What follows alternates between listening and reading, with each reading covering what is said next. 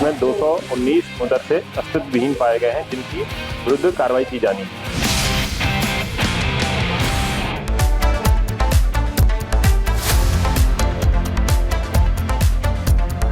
फिर से आप सभी का रिपब्लिक भारत के नीवा बुपा हेल्थ इंश्योरेंस स्टूडियो में स्वागत है। मैं हूं आपके साथ प्रगति शर्मा। अनामिका सिंह काली भी बुलेटिन में है और अब बात करेंगे अवैध मदरसों की, जो जरूर हटेंगे। वो इसलिए क्योंकि मुख्यमंत्री योगी आदित्यनाथ ने लाउड एंड क्लियर मैसेज दे दिया है। उत्तर प्रदेश में बीते दिनों अवैध मदरसों के खिलाफ कार्रवाई भी हुई थी और जांच भी हुई थी, और उस जांच के दौरान कई ऐसे मदरसे थे जहां अवैध गतिविधियां संचालित की जा रही थी। जैसे ही इस बात का खुलासा हुआ, और भी ज्यादा प्रशासन और मुख्यमंत्री योगी आदित्यनाथ सख्त नजर आ रहे हैं। एक रिपोर्ट आपको दिखाते हैं।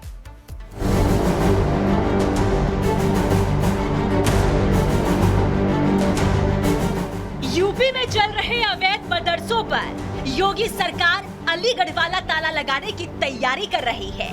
आजमगढ़ जिले की मदरसा पोर्टल ऑनलाइन फीडिंग में 313 मदरसे मानक के अनुरूप नहीं मिले थे, जिसके बाद इन मदरसों की जांच हुई तो कई और बड़े खुलासे हुए। एसआईटी जांच में पता चला कि 219 मदरसों का कहीं कोई रिकॉर्ड ही नहीं है, यानी कि ये मदरसे सरकारी रिकॉर्ड में तो अस्तित्व में ही नहीं है।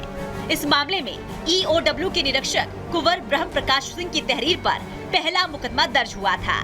ये मुकदमा कंदरापुर थाने में दर्ज किया गया था, लेकिन अब मुकदमों की संख्या बढ़कर 18 हो गई है। यानी कि जो मदरसे किसी सरकारी रिकॉर्ड में नहीं थे और जिनकी शिकायतें मिल रही थी, ऐसे 18 मदरसा संचालकों के खिलाफ एफआईआर दर्ज की गई है। तो मदरसा संचालकों में हड़कंप भी मच गया है। देखिए, ईओडब्ल्यू इंस्पेक्टर द्वारा विभिन्न थानों पर आकर तहरीर दी गई है, जिसमें बताया गया है कि जनवरी 2023 में जो जांच उनके द्वारा की गई थी मदरसों के विरुद्ध, उसमें 219 मदरसे अस्तित्व विहीन पाए गए हैं जिनकी विरुद्ध कार्रवाई की जानी है। गौरतलब है कि साल 2009 से 10 के बीच आजमगढ़ में चल रहे कई गैर मान्यता प्राप्त मदरसों को सरकारी अनुदान दिए जाने की बात सामने आई थी। जब सरकार बदली और योगी आदित्यनाथ 2017 में सीएम बने थे, तो इन अवैध मदरसों को सरकारी सहायता देने की शिकायत सीएम योगी से की गई थी, जिसके बाद योगी सरकार ने जांच कराई तो 387 मदरसे वैध मिले, जबकि 313 मदरसों में गड़बड़ी पाई गई थी। इसके बाद योगी सरकार ने एसआईटी को जांच सौंपी थी। 2022 में एसआईटी ने योगी सरकार को जो रिपोर्ट दी, उसमें 219 मदरसे अस्तित्वहीन पाए गए, यानी कि इनका कहीं कोई रिकॉर्ड ही नहीं था। जिसके बाद इन मदरसा संचालकों के खिलाफ मुकदमा दर्ज किया जाना शुरू हो गया। आजमगढ़ के सभी थानों में एफआईआर की कॉपी पहुंच गई। किसी थाने को 50 कॉपी तो किसी थाने को 20 कॉपी तहरीर मुकदमा दर्ज कराने के लिए भेजी गई। अब तक शहर कोतवाली में 2, कंधरापुर में 1 मुकदमा दर्ज है। रोनापार में 3, सिधारी में 5, जीएनपुर में 2, फूलपुर में 2 मुकदमे सहित कई थानों में कुल 18 मुकदमे दर्ज कर लिए गए हैं। इसमें विभिन्न थानों पर तहरीर प्राप्त हुई है, जिनमें अब तक टोटल 18 मुकदमे दर्ज किए जा चुके हैं, जिसमें कोतवाली में 2 मुकदमे, कंदरापुर में 1, रोनापार में 3, सिधारी में 5, जीएनपुर में 2, फूलपुर में 2, सरायमीर में 1 और दीदारगंज में 2। इस तरह से मुकदमे दर्ज किए गए हैं। आगे भी जितनी भी तहरीर प्राप्त होंगी, सभी मदरसों के विरुद्ध जो जांच में गलत पाए गए हैं उनके विरुद्ध मुकदमे दर्ज किए जाएंगे। आगे की विधिक कार्रवाई। आजमगढ़ पुलिस का साफ तौर पर कहना है कि अभी तक जिन अवैध मदरसों की जानकारी मिली है, उनके खिलाफ मुकदमा दर्ज किया जा रहा है और आगे जैसे जैसे जानकारी मिलती जाएगी, उन पर एक्शन लिया जाएगा। Bureau report, Republic Bharat.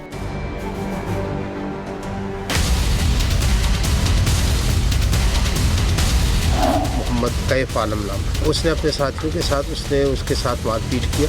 घटना का संज्ञान लेते हुए फौरन कानूनी हिसाब से जो भी कार्रवाई बनती थी वो कार्रवाई किया गया है। तत्काल प्रभाव से निलंबित कर दिया गया है। तो देश में कुछ नेता और कुछ लोग अक्सर ये कहकर सरकार को घेरते हैं कि देश में मुसलमानों को परेशान किया जा रहा है, सताया जा रहा है, लेकिन जब एएमयू जैसे संस्थान में सनातन विरोधी गतिविधियों का अंजाम दिया जाता है तो इन लोगों के मुंह से जुबान नहीं खुलती। इन लोगों को नजर नहीं आता कि कैसे वहां पर हिंदुओं पर हमले किए जा रहे हैं, अत्याचार किया जा रहा है। पूरा मामला क्या है, रिपोर्ट में दिखाते हैं।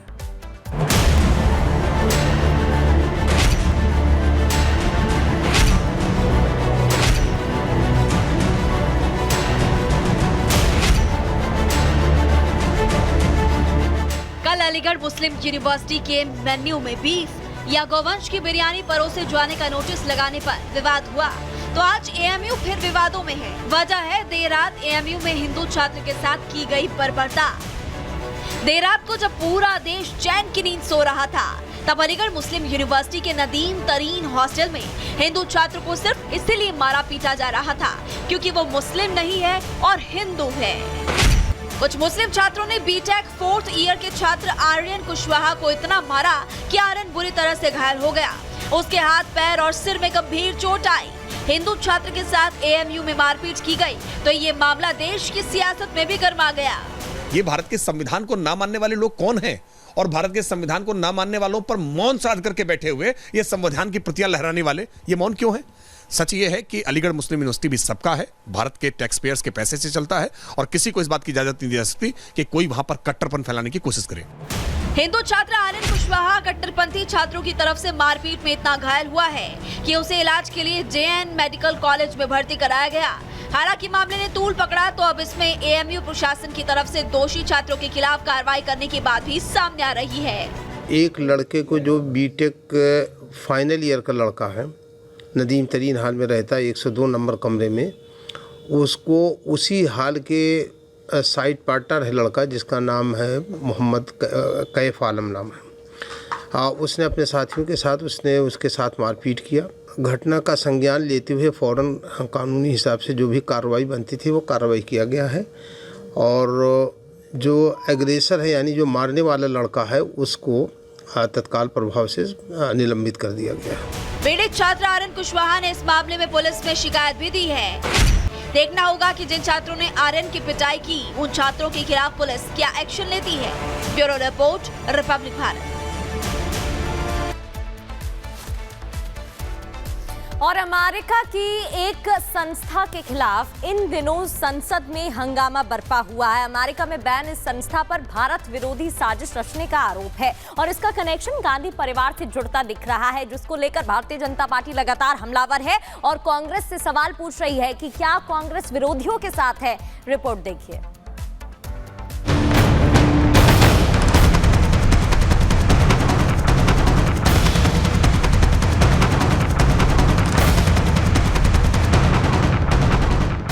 संसद सत्र शुरू होने से ठीक पहले प्रधानमंत्री नरेंद्र मोदी ने देश के खिलाफ षड्यंत्र रचने वालों को कड़ा संदेश दिया था।